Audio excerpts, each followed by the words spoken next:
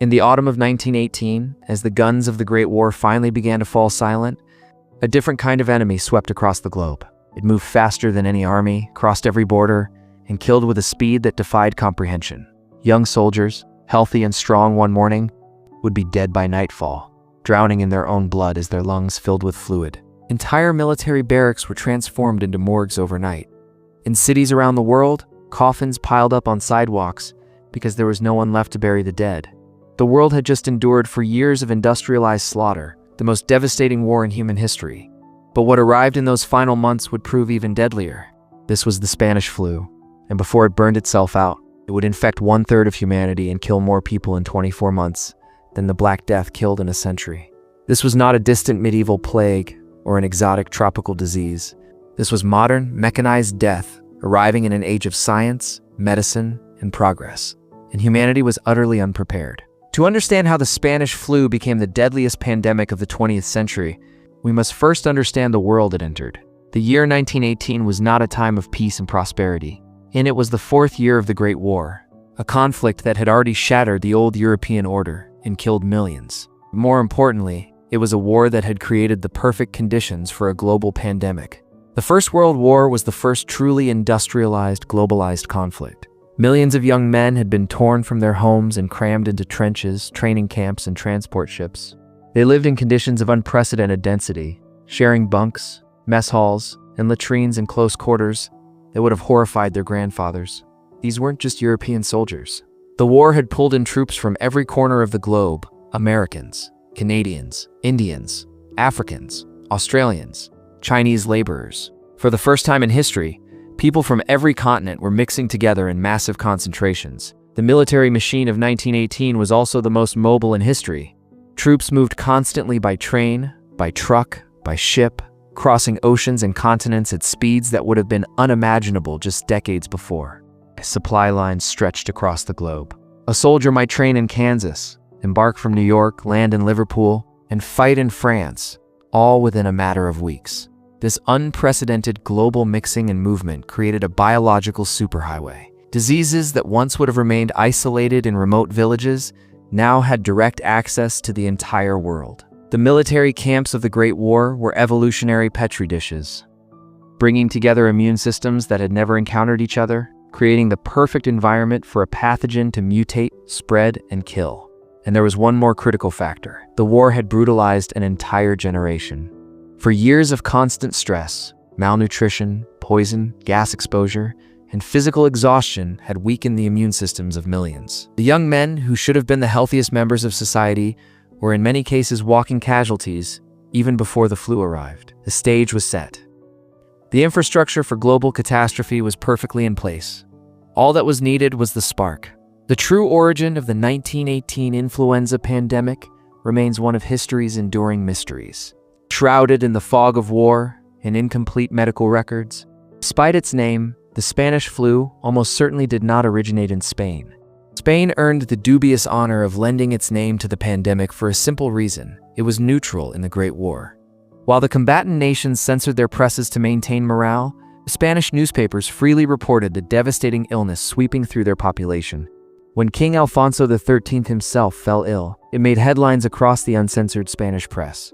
To a world starved of information, it appeared that Spain was uniquely afflicted, when in reality, the disease was everywhere. The name stuck, a historical injustice that Spain has never quite forgiven. So where did it actually begin? The most widely accepted theory points to Haskell County, Kansas, a remote rural area in the American heartland. In early 1918, local Dr. Loring Minor noticed an unusual number of severe respiratory infections among his patients. These weren't normal seasonal flu cases. Young, healthy farmers were developing violent symptoms: high fevers, crushing headaches, and a distinctive purplish discoloration as their lungs filled with fluid and their bodies were starved of oxygen. Minor was concerned enough to report his observations to the U.S. Public Health Service, but in the chaos of wartime mobilization, his warning vanished into bureaucratic files.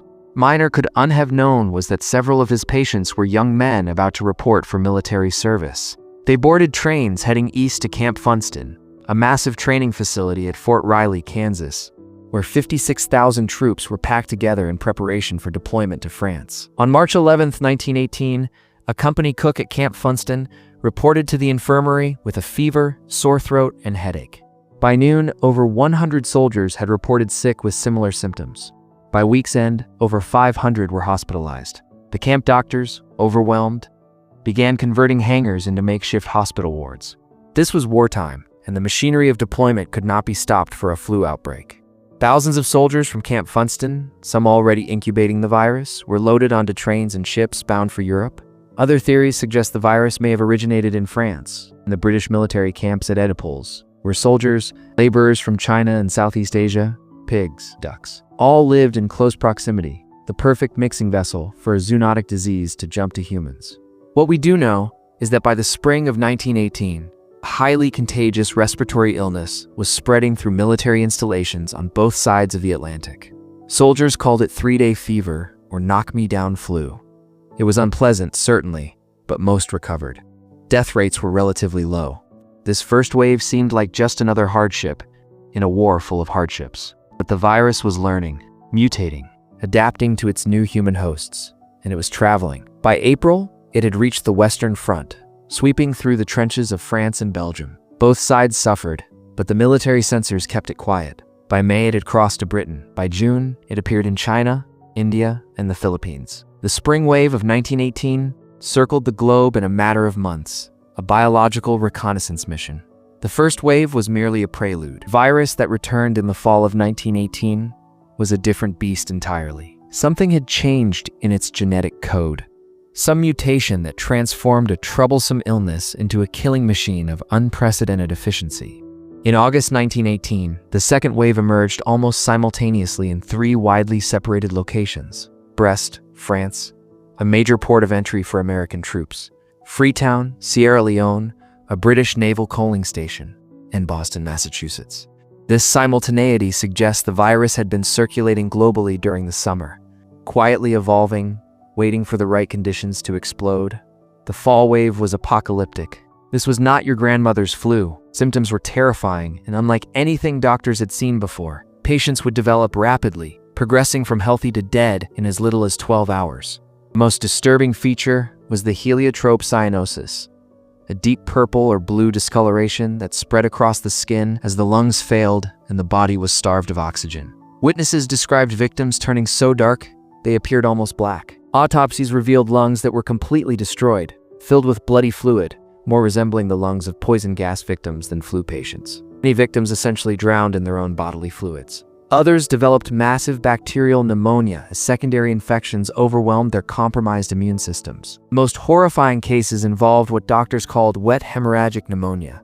Patients would literally bleed from their eyes, ears, nose, and mouth. The virus was turning the human body into a battlefield, and the body was losing catastrophically. What made the 1918 flu uniquely terrifying was its victims. Normal seasonal flu follows a predictable pattern, killing the very young, the very old, and those with compromised immune systems. The 1918 flu violated this pattern completely. It hunted the young and healthy with particular savagery. The mortality curve showed a bizarre W shape rather than the normal U shape. The highest death rates were among people aged 20 to 40, those in the prime of life. This paradox has puzzled scientists for over a century. The leading theory suggests that the virus triggered a cytokine storm, a catastrophic overreaction of the immune system. In essence, the stronger your immune system, the more violently it responded to the virus, and the more damage it did to your own body. Young, healthy individuals with robust immune systems were literally killed by their own defenses. It was biological irony of the cruelest sort. By September 1918, the virus was spreading through the crowded military camps and industrial cities of America with devastating speed.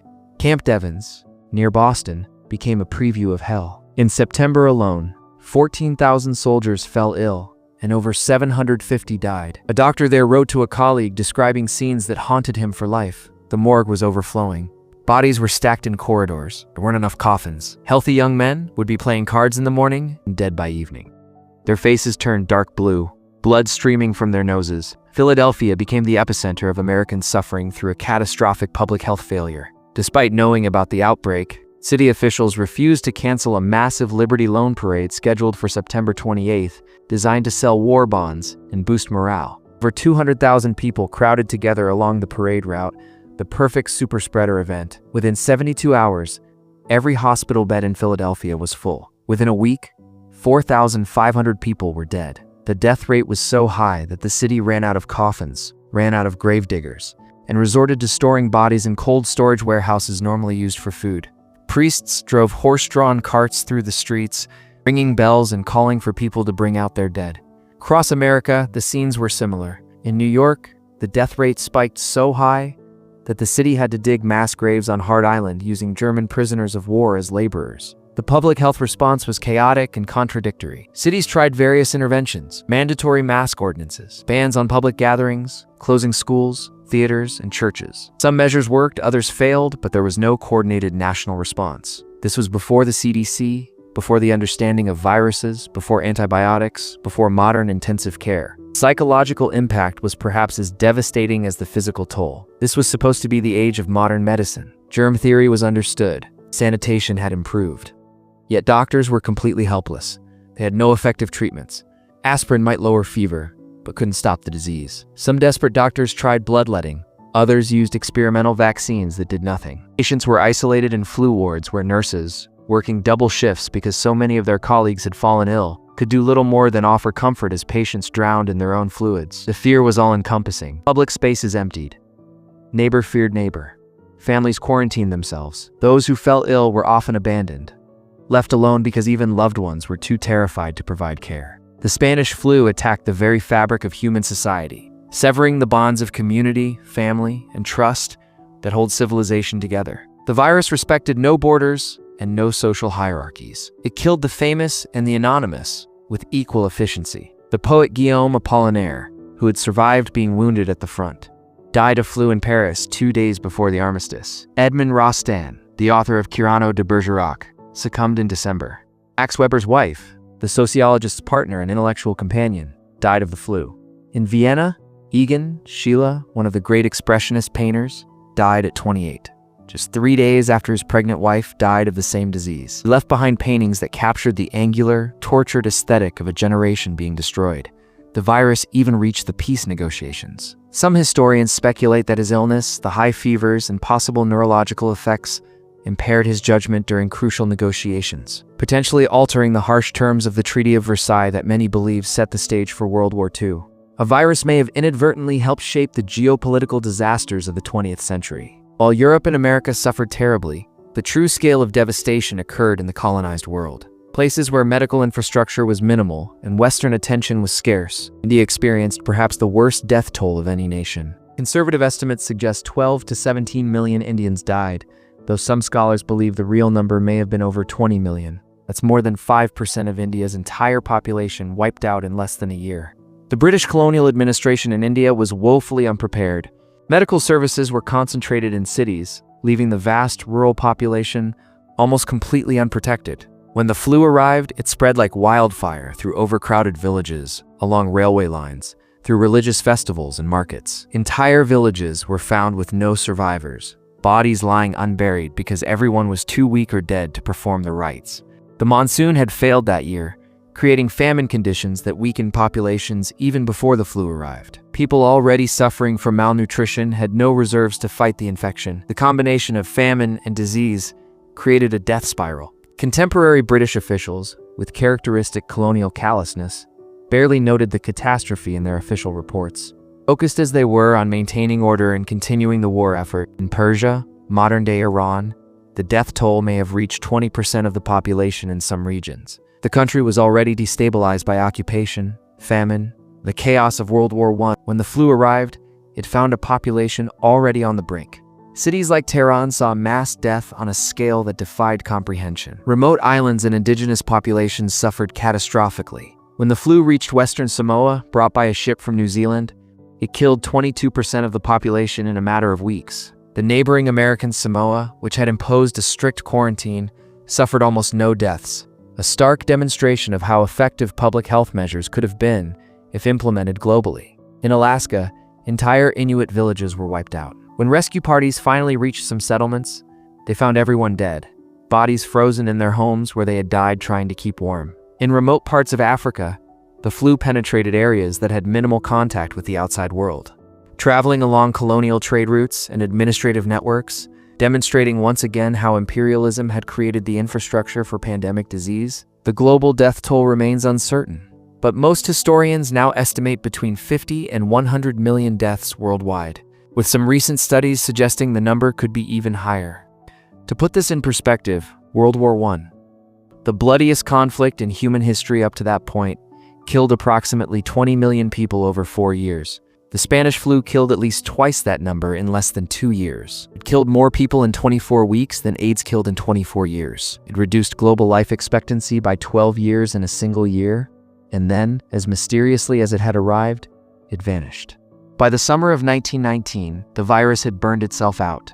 There are several theories as to why. Perhaps it had simply run out of susceptible hosts. Everyone had either died or developed immunity. Perhaps it mutated into a less lethal form, as viruses that kill their hosts too quickly often do, since dead hosts can't spread the disease. Perhaps the virus receded into animal reservoirs, where it continues to circulate and occasionally re-emerge. What we know is that by 1920, the pandemic was over, and the world, exhausted by war and disease, wanted desperately to forget, and forget it did. Spanish flu became the forgotten pandemic, overshadowed by the more dramatic and comprehensible narrative of the Great War. The aftermath of the Spanish flu was a world in shock, though you wouldn't know it from the historical record. Unlike the Black Death, which fundamentally reshaped medieval society and consciousness, the Spanish flu left a surprisingly shallow cultural footprint. There are few great novels about it, few monuments, few collective memories passed down through generations. It has been called the forgotten pandemic, and this forgetting is itself a historical puzzle. Several factors explain this strange amnesia. First, the flu arrived at the end of a war that had already traumatized an entire civilization. People's capacity for grief and horror was exhausted. The deaths from flu blended into the deaths from war, just more casualties in a catastrophic period. Second, flu deaths were scattered, individual domestic tragedies, not the collective experience of men dying together in trenches. Each family mourned privately. There was no shared ritual of remembrance. Third, there was shame. Many flu victims died in undignified ways, losing control of bodily functions, bleeding from orifices, turning blue and black. Families didn't want to talk about it. And finally, the world was desperate to move forward, to embrace the modern age, to believe that science and progress would prevent such disasters in the future. Acknowledging the pandemic meant acknowledging how helpless modern civilization had been. But the flu did leave marks, even if they weren't immediately visible. The massive death toll created a severe labor shortage in many countries, which some historians argue contributed to the economic boom of the 1920s, as wages rose and consumer demands surged. The pandemic accelerated the professionalization of public health. It demonstrated the need for coordinated governmental responses to health emergencies, leading to the eventual creation of organizations like the CDC and the WHO. The pandemic also left behind a generation of orphans and widows, though their stories were rarely told. Families were shattered, children lost parents. The social fabric was torn in ways that took decades to repair. Some historians have suggested that the psychological impact of the pandemic, combined with the trauma of the war, contributed to the nihilistic, frenetic energy of the 1920s, the jazz-age desperation to live fast and forget the horror of what had just passed. Medically, the pandemic left important legacies. It spurred research into virology and influenza specifically. The virus itself wasn't actually isolated and identified until the 1930s. We didn't have the technology in 1918, but the pandemic created institutional momentum for infectious disease research. In 1951, scientists discovered preserved lung tissue from 1918 victims in military pathology archives. In the 1990s, researchers managed to recover viral RNA from the bodies of flu victims buried in the Alaskan permafrost. By 2005, scientists had completely sequenced the 1918 virus's genome and even reconstructed it in a high-security lab, allowing them to understand exactly what made it so deadly. This research revealed that the 1918 virus was an H1N1 influenza, a virus of avian origin that had adapted to humans. The knowledge gained from studying the 1918 flu has been crucial in understanding and responding to subsequent influenza outbreaks, including the Asian flu of 1957, the Hong Kong flu of 1968, and the H1N1 swine flu pandemic of 2009. The 1918 pandemic also created a dark template for biological warfare fears. In the Cold War, both the United States and the Soviet Union studied the Spanish flu as a potential biological weapon. recognizing that a pathogen that deadly and transmissible could be more devastating than any bomb. These programs have since been abandoned or scaled back, but the knowledge that such weapons are possible has never disappeared. Perhaps most importantly, the Spanish flu should have taught the world about pandemic preparedness. It demonstrated that diseases could spread globally in weeks, that modern transportation systems were vectors for pathogens, that public health infrastructure was crucial, and that international cooperation was necessary. These lessons were learned, then forgotten, then relearned with every subsequent outbreak. For over a century, the Spanish flu stood as the benchmark for pandemic catastrophe, a worst-case scenario that public health officials hoped would never be repeated. And then, in late 2019, a new virus began spreading in China. At first, it seemed like a regional outbreak, containable, manageable. But by early 2020, COVID-19 had demonstrated that the world in the 21st century was just as vulnerable to pandemic disease as the world of 1918. Perhaps more so given our even greater interconnectedness. Rapid global transmission via modern transportation? Check. Overwhelmed hospitals and morgues? Check. Mask mandates and public resistance to them. Governments downplaying the severity. Social distancing measures. Closures of public spaces. In 2020, we understood virology. We could sequence the virus's genome in days, not decades. We had intensive care units, ventilators, and antivirals. We developed effective vaccines in less than a year, scientific achievement that would have seemed like magic in 1918. Global communication meant information, both accurate and false, spread instantaneously. The WHO could coordinate international responses in real time, yet despite all our advantages, COVID-19 still killed millions. As of 2024, the global death toll exceeded 7 million officially, with many experts believing the true number is much higher, perhaps 15 to 20 million when excess mortality is calculated. This is nowhere near the 50 to 100 million of 1918, but it's still a staggering number in an age of modern medicine.